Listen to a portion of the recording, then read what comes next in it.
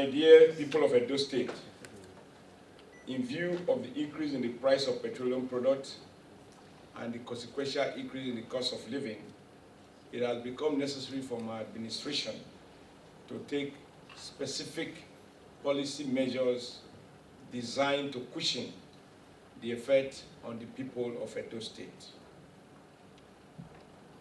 I have followed the debate on the issue of subsidy withdrawal, and it is clear to me that the real problem, besides the obvious cost of living that will result from any price increase, the real challenge is that the Nigerian people do not simply trust that the revenue accruing from removal of subsidy or increases in petroleum products will be creatively managed by those in government in such a way as to deliver specific reliefs to the people.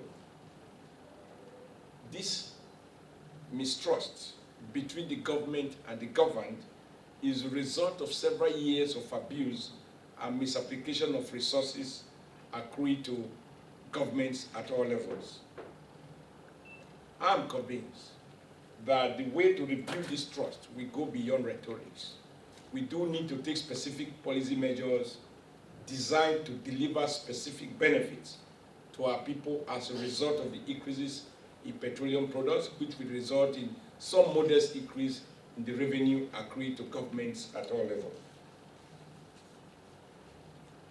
Therefore, although we have not yet ascertained precisely how much will accrue to Edo State from the Federation account as a result of this reduction in subsidy, I am convinced that we need to take immediate steps to address the critical concerns of the majority of our people. Accordingly, we have structured a program to creatively and judiciously apply revenue gains to the generality of the people of Edo State. These measures include the following. Number one,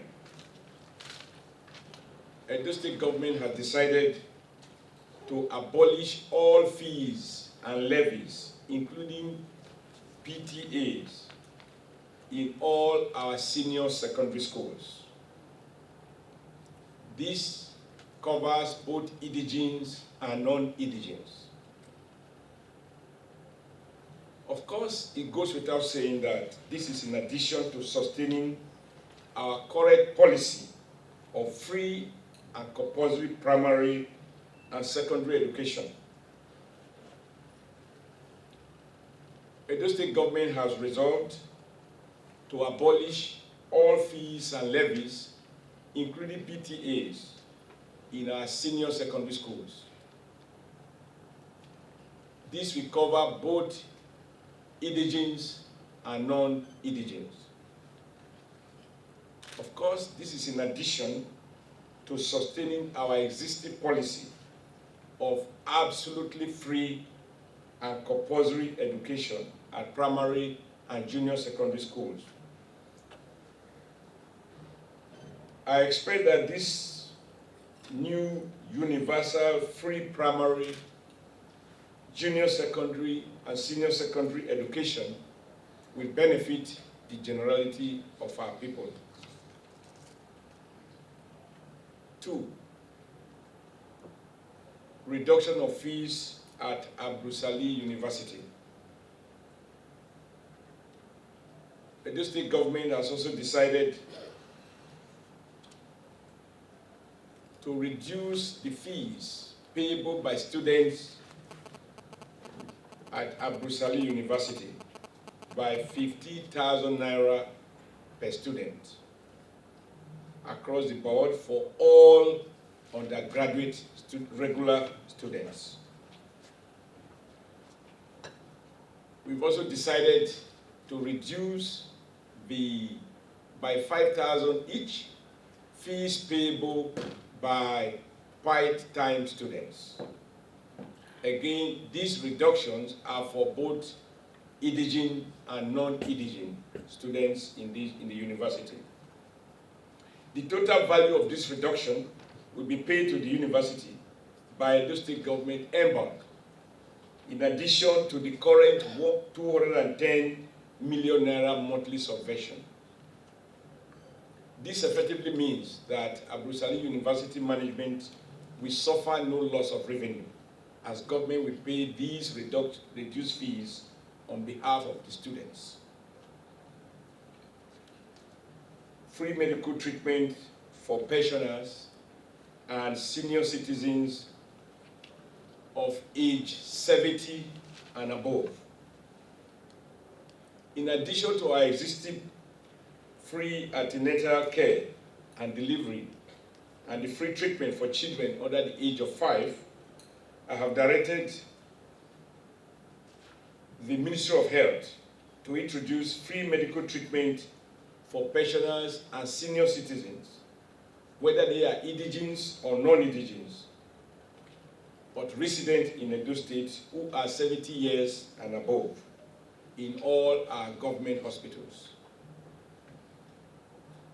In addition, we have concluded plan to introduce free eye tests and free eyeglasses for those who are age 60 and above in all our public hospitals.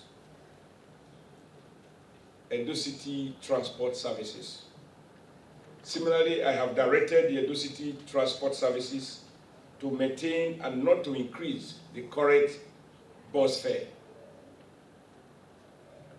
I have also directed the company to introduce 50% subsidy on transport fares for primary school pupils and secondary school students, provided they are in their uniform on their way to and from schools. This particular aspect of the policy with regards to reduction or introduction of subsidy to primary school pupils and secondary school students will take effect from 1st of February 2012. We have allowed the management 1 week to work out the ticketing details in order to ensure a hitch-free takeoff of this policy. We have also started arrangement to procure additional buses in order to double the fleet and make the buses available in all nook and crannies of the state. Conclusion, I wish to again express my appreciation to the good people of Edo State for the trust, understanding, and support, especially during the 2 weeks. In particular, I am deeply gratified by the appreciation of my position and role in the resolution of the crisis arising from the subsidy reduction. For me, there are no easy solutions to the problems that confront our nation.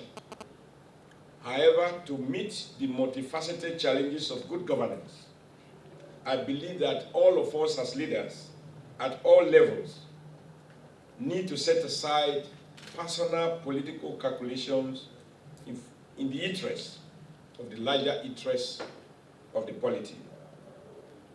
Therefore, whereas it was quite convenient for me at this point to exploit the current issues to orchestrate my personal political interest, especially as elections are around the corner, the overriding interest of our country was uppermost in my mind. Finally, as I've always argued, our problem as a people are not insurmountable. Through constructive dialogue, critical citizen engagement, activism, and contestation, collective reflection on policy options, which the events of the last 2 weeks represent, I am convinced that together we can improve the quality and pace of governance in Nigeria. I wish to reassure the good people of Edo State of my administration's continued determination to sustain and intensify the tempo of development, as well as improve on the quality of life of our people through our investment in education, road infrastructure, healthcare, environmental renewal, provision of water, agriculture, among others. I want to thank all of you for your patience, and I assure you of our total commitment to continue to apply ourselves in full and apply the resources of state in a way that will continue to improve on the quality of life of our people. Thank you, and God bless.